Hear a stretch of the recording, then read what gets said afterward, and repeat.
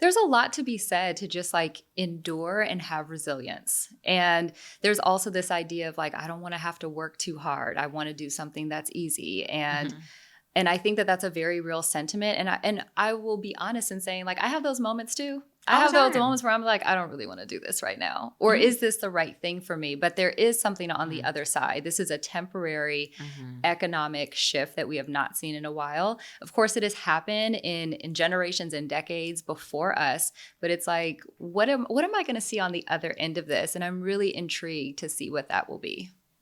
It's a beautiful thing. And I think we're around the same age in that we've gone 21, girl? 20, yeah. Oh, okay. Of course, 22? Girl. Okay. You know. Okay. You know. Like, we remember the recession in 2008. Yep. 2008. And this feels very different to me now. So different. Is it because we're actually in the thick of it? That could be one part of it. It could be one part of it that we're not like we have real bills.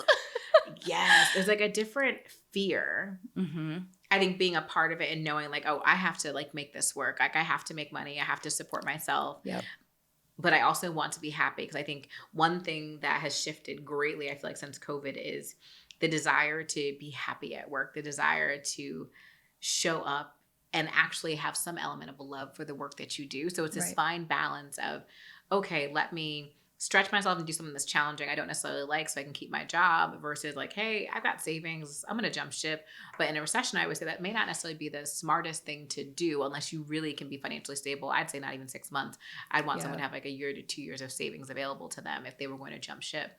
But it really is up to you in what feels good for you at that time. Yeah, it really is. I've given this period, even since COVID, I've given a lot of thoughts to many different paths of figuring out what does this next step look like for me? Where do I want to be in X number of years? Which I will be honest in saying, I can't stand the question. It's so hard to figure out what you want the next step to be.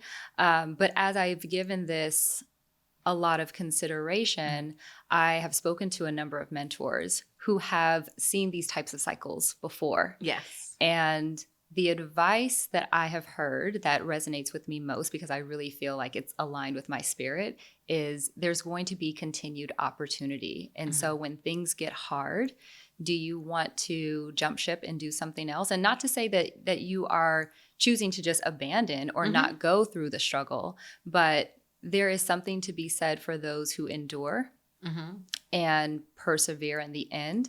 And whether that means it's a new promotion or there's a new business unit that I lead or a new opportunity at another company or something that's solely entrepreneurial, I know that this period is going to make me a better leader, a better teammate, and bring more business savvy to my toolkit.